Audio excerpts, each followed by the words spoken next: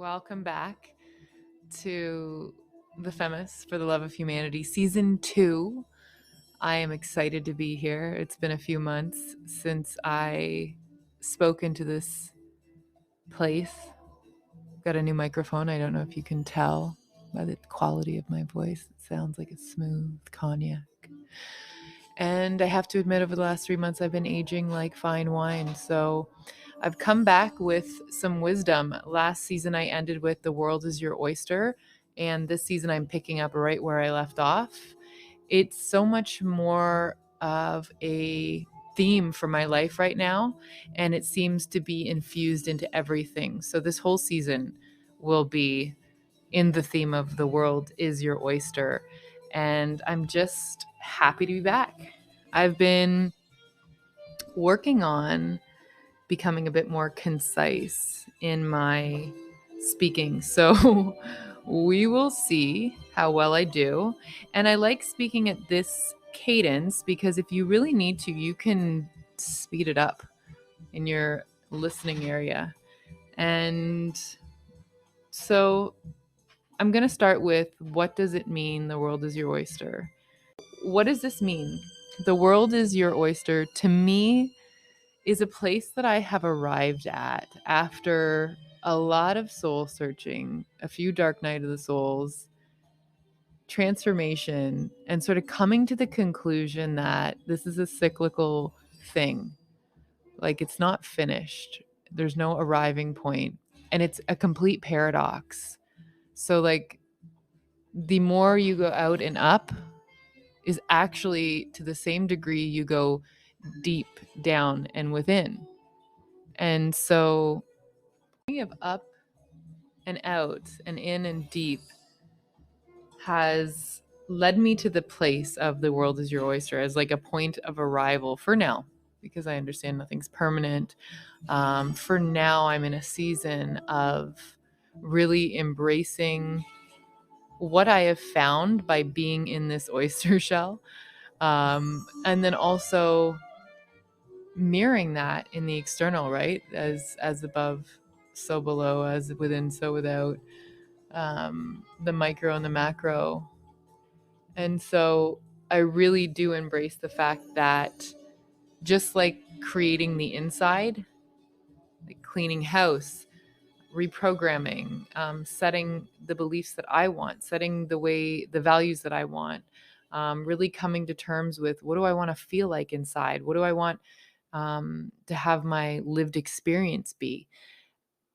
Going through and sorting out what wasn't necessarily mine, what I adopted for various reasons, behaviors that I engaged in subconsciously or unconsciously to create a desired result, ways in which I thought the world was and just took for granted and just assumed it was that way. Like, a total clean house means that, well, what are you going to create as your foundation? And coming to that understanding that you create literally everything by creating your orientation towards the world, by shifting your perspective, by deciding on how you're going to respond, deciding on how you're co-creating with this experience, really does mean that, well, if you get to choose everything, what are you choosing?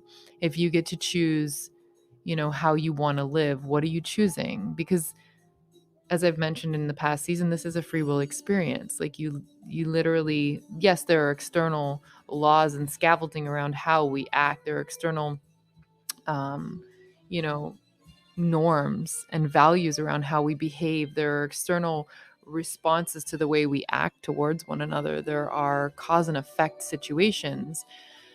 However, I believe that we create from the energetic first. We create from the basis of how we want to respond once we awaken to that possibility. So when you sort of reclaim that, your response is yours and it's the first point.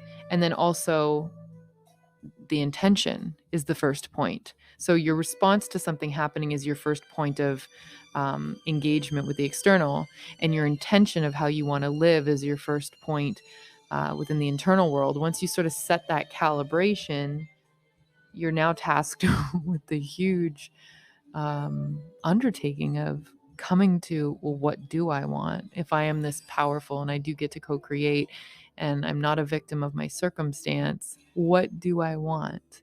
What do I want? And great, because the human body is packed with all kinds of tools like intuition, like emotional intelligence and energetic intelligence, the language of energetics, once you understand it, right? We have an inner guide, which is our intuitive guidance system. We have our vision to be able to forecast and predict and sort of envision how we want things to look and feel, and then go to work in creating it. Like, if you're going to create something out of clay, or if you're going to make a chair, or if you're going to create a piece of art, it starts as an inner vision before you go to work at manifesting it. It starts as an inner vision before you even touch the material realm with it. And we're often sparked by a desire to create. So, what is that desire? Spark as a vision, like that pairing of desire and vision. What does that create in you to lead you into the next step and step and step?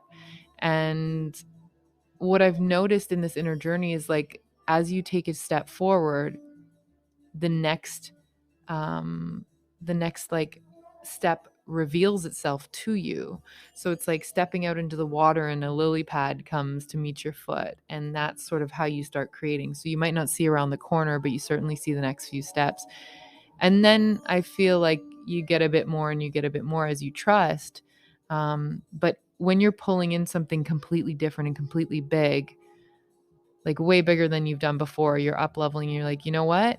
At this point in my life, I want to create a change in every area. Like, I'm up leveling my relationship. This is how I want to feel with my partner. This is how I want to feel with my kids, or my family, my loved ones, my friends, my community groups. This is what I want to feel when I'm doing my, you know, job, my role, my purpose work. This is how I want to experience these things.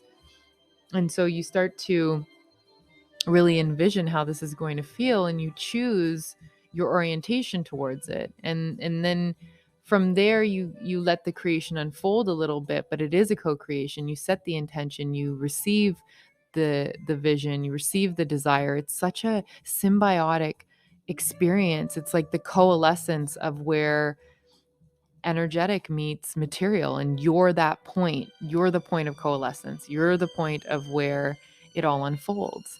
And this is like what I spoke about in season 1. This is the game. This is when the game levels up a notch, because you become more acutely aware of the experience you're having as a human being, and you realize that it's not just what you thought it was. Like, you don't just come here, follow the rules, go in the track, work, and die. Like, it's not, that can't be it. And when you ask the question, the quantum question, is there more than this? I want more out of my life. You really come to terms with the fact that, this isn't it. You just have to, like, you're responsible for pushing beyond that door. And then you're responsible for stepping up to the plate. And what that requires is a whole other version of you that's willing to do those things. And it requires you to, like, spiral back in time sometimes to heal some things. It requires you to pick up your childlike curiosity. It requires you to find that inner teenager that was so brave and bold because they were hopped up on, like, all kinds of hormones and all kinds of dreams and excitement, and you had the whole world ahead of you, and you could be anything you wanted to at that point. And it's like the world is your oyster was really a thing as a kid in terms of play and imaginary play. And then the world was your oyster in terms of being a teenager when you got your license, or when you became 18, or, and then the world was your oyster when you started your family, or you're in your 20s and you started your next, like, big thing. And then you get to your 30s and you're like, holy crap, I've become a little jaded. I've become a little weighed down by things, and I got to dump some programming because it's really not allowing me to be the, you know, version of myself that's, like, in flight, that's, like, really going for it, right? And I think that's synonymous with the idea of the midlife crisis, only we only looked at the crisis as opposed to the opportunity for so long. So coming to terms with the world being your oyster is incredibly liberating. It's incredibly promising. It's incredibly hopeful. And in order to feel that way about it, you have to release what's incredibly daunting about it. And you have to surrender and sacrifice to the altar the things that are not coming with you, the versions of you that like would just sort of cut a corner, or the version of you that would be like, I just can't try that hard. Like, for all the gumption I had as a teenager, I also had an equal amount of like, I can't be bothered to do certain things. And that specifically, like, I'm going back in time, cycling back, grabbing my gumption, but I'm leaving behind the I can't be bothered aspects, right? And so this is like how I came to this. This is how it solidified in me. And as much as sometimes you see out there in the world people sort of like giving a bit of a backlash to, you know, you don't control anything. The world is not your oyster, like I don't even, who even knows what the rebuttals are, but let's just characterize it as that. The more I've become intimately integrated with the reality of the world is my oyster, like the more I've not defended it, but the more I've been sort of come up against the old version of when I felt really disempowered and when I didn't realize and I felt like, oh, this place is fucking horrible. Like, having a less hope, having less optimism, just looking at things so critical, I realized that that's not the aspect of me that flies to the next stop. That's the aspect of me that sits there and continues to complain. So those are the things that I've had to sacrifice. And not only that, I've had to really come to terms with the areas that I got a little bit, like I shrank myself down. Like there's a part of me that knew I was about to walk up onto a high diving board that was like halfway up the ladder, got wobbly knees and was like, no, we should go back home. We should go back down. Like there were parts of me that wanted to climb back into my oyster shell a bunch of times that I really had to coax along the journey. So I feel like where I'm at is a new level of understanding things, and like understanding that rebirth triggers the restructuring.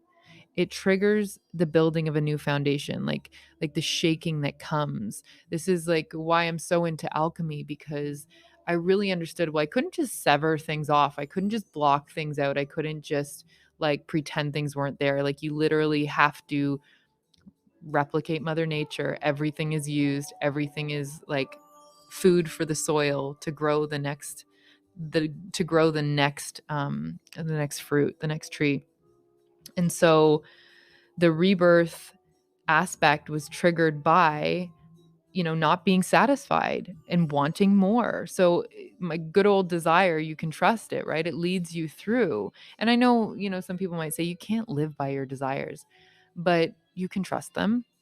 And yeah, like I'm not talking about only living by desires. And that's the part where I hope we get beyond, where when you make a statement, people don't think that you're trying to make that statement stand across all of time. Like there's a reason in a season we live in cycles. We are actually living paradoxes. We are living in duality and unifying that duality through our experience. We're churning all these opposites and all these perspectives and all these choices and all these like all the varietals around us. We're turning them into our experience, and we're refining, and we're coming to, oh, it's not right and wrong, it's what's right for me and what doesn't work for me. And the thing that's doesn't work for me isn't inherently wrong. And so this is how I achieved my next version, was being forced to build this new foundation that was steadier, that was more conscious than I ever had. And that meant choosing, and that meant picking, and that meant creating the world that I wanted to live in internally from scratch first. And to achieve that next version meant that I had to alchemize some older aspects or some outdated aspects. And it's funny, once you start to go through the take and toss part of it, you're like, holy shit, where did I pick this up? I actually don't even believe this. This isn't for me. This is incredibly restrictive. Like, I don't even care about that a little bit, And like, just sitting with that process has been incredible. And then I want to mention like this achievement. I talk about achieving the next version. And again, I get people give hustle culture a bad rap. And again, there's a time and a place. I'm not saying achievement always. I'm saying when you are ready for achievement, you will feel it coming. You will desire it. You will crave it. You will want it. You will know you're ready for it.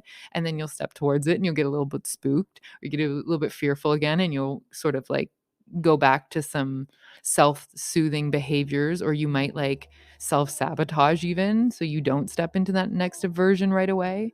But focusing on achievement is like it's the consciously co-creating. It's the move where you're aware of the construction, the behind the scenes of it. Like the more conscious you are, you've transformed several times in your life, by the way, but each time that you awaken to it, you get a little more conscious of it. And then by becoming conscious, you get to be a part of the building process more and more. You get to take on more of the co-creatorship of, okay, well, what do I choose? What do I want? If I could perspectivize this in a way that if I could see this memory and actually take the gold from it now, if I could relive this feeling or memory around something that I once thought was really horrible and just have compassion and see the context from a higher perspective, what does this turn into now?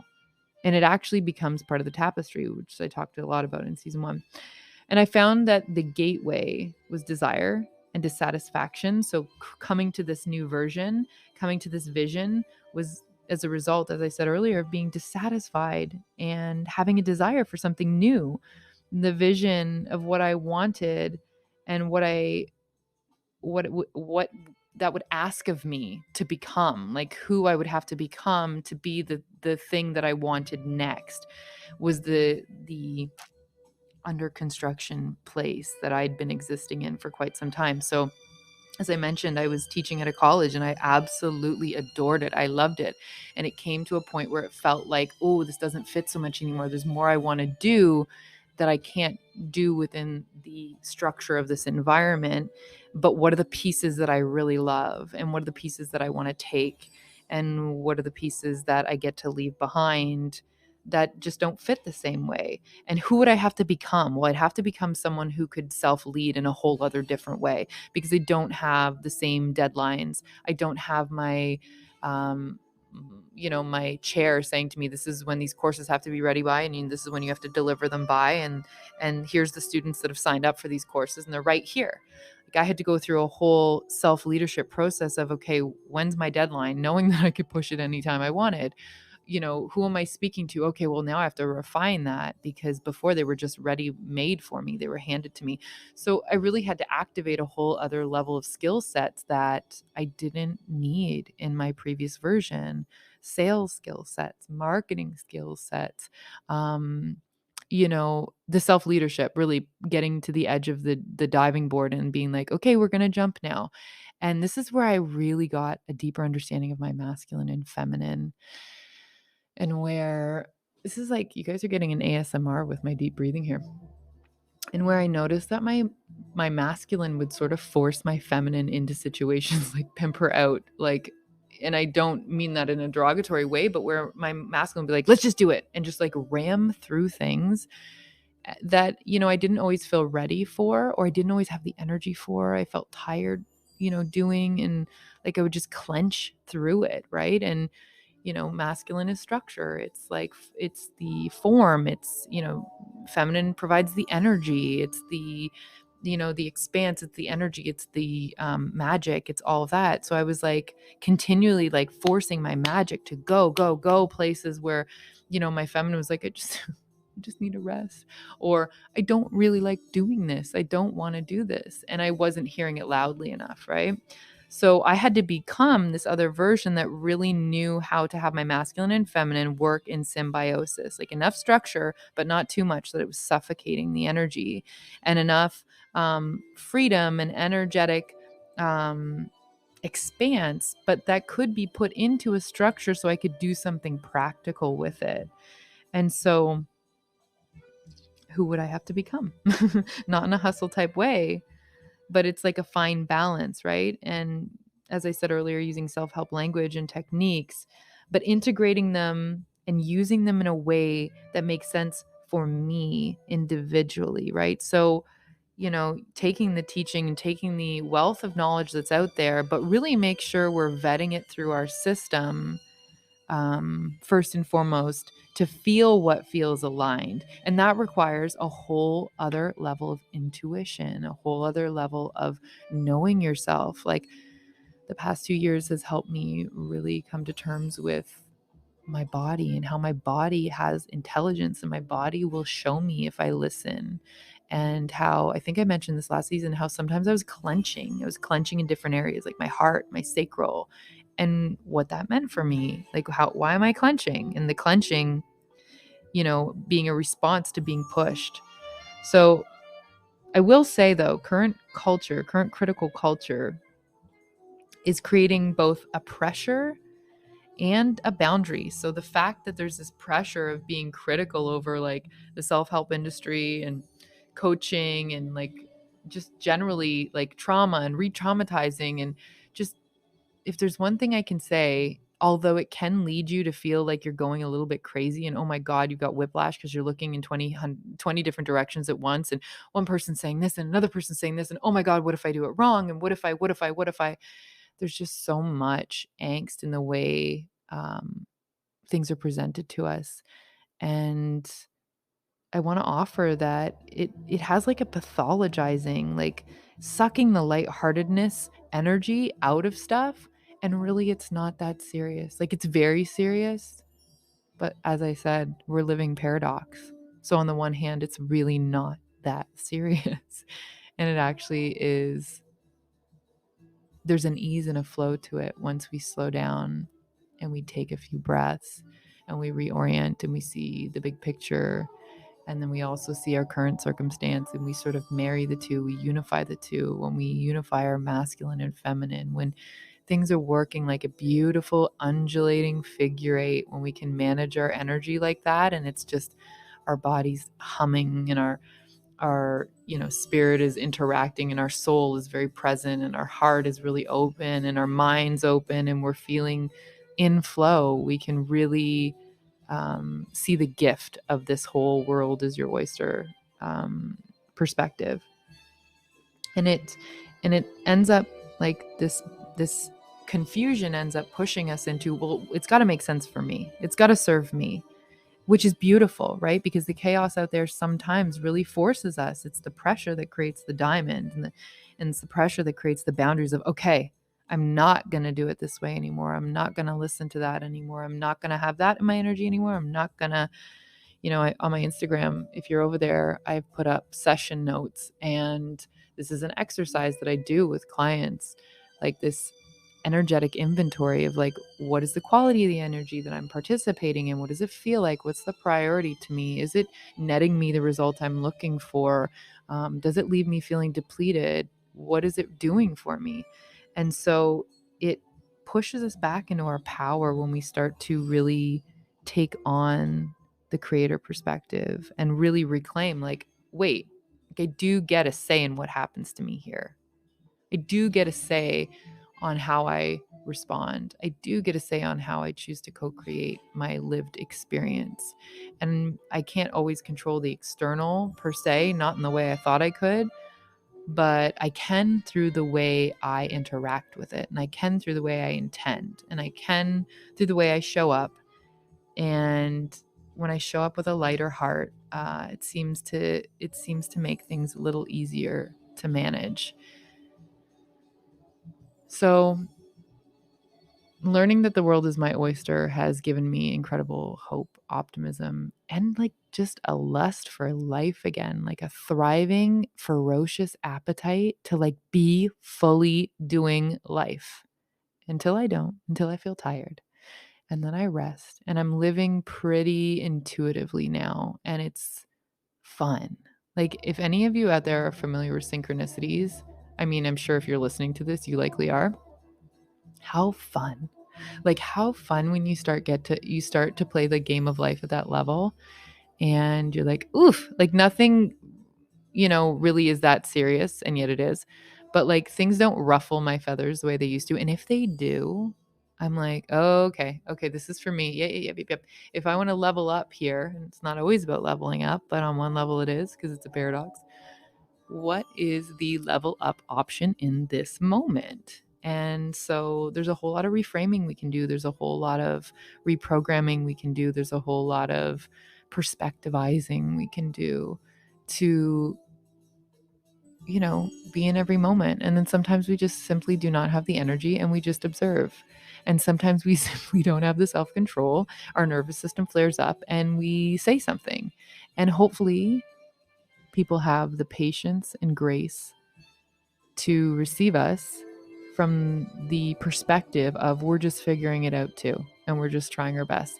And when we extend that perspective to others, we feel more expanded.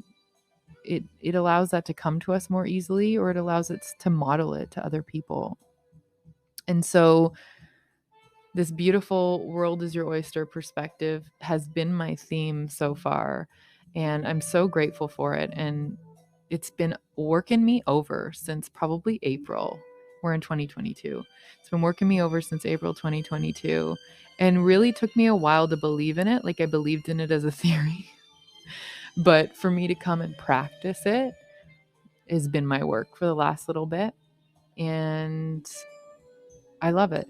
I wouldn't I couldn't see it any other way now.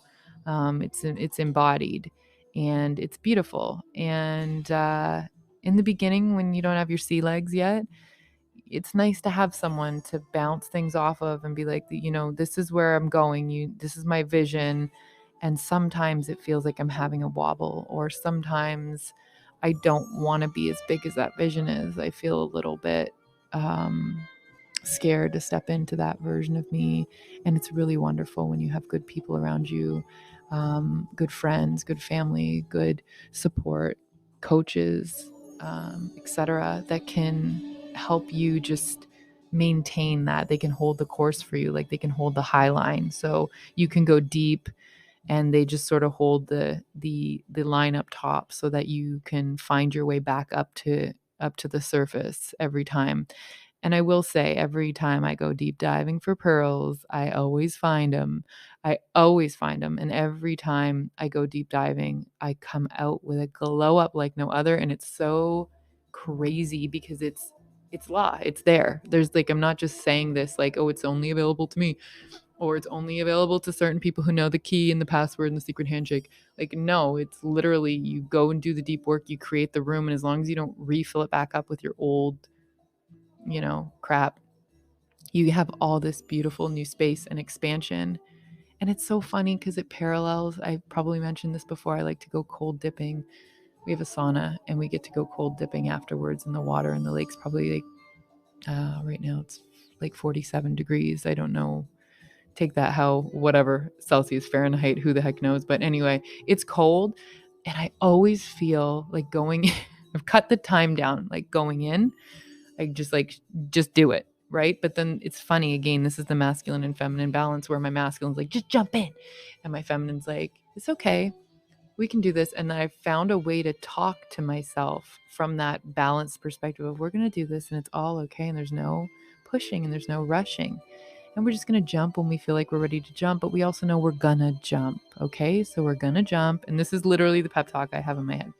Then I jump in the water and it's freezing cold, and I get to the ladder and I hold onto the ladder and I regulate my breath. Like, I don't know if you've jumped in cold water, but like your breath like gets sucked out of your body, like whew, it's gone, and you're like and then so I'm sitting there and I'm like, it's okay, we're safe here, we're good, our body can hold us. Take a moment, steady your breath, you have this, we've got this. And then I calm and I ease into it, and then the feeling of the water doesn't bother me as much. And then I come out of the water and I tell you, I feel it's exhilarating. I feel like a superhuman. My body feels so recharged. It's like 4 seasons in 5 minutes. And then I lay down and I have the most euphoric spinning feeling. I don't know if everybody gets this part though. The euphoric spinning feeling, I'm not sure. Sometimes I have to grit, like I hold on to my husband's leg and I'm like barely in my body here. Just be here with me for a second, because I feel like I'm a balloon just sort of tethered to my body. And then eventually everything, the whole system calms down. I just feel so good, like wrung out and just laid out.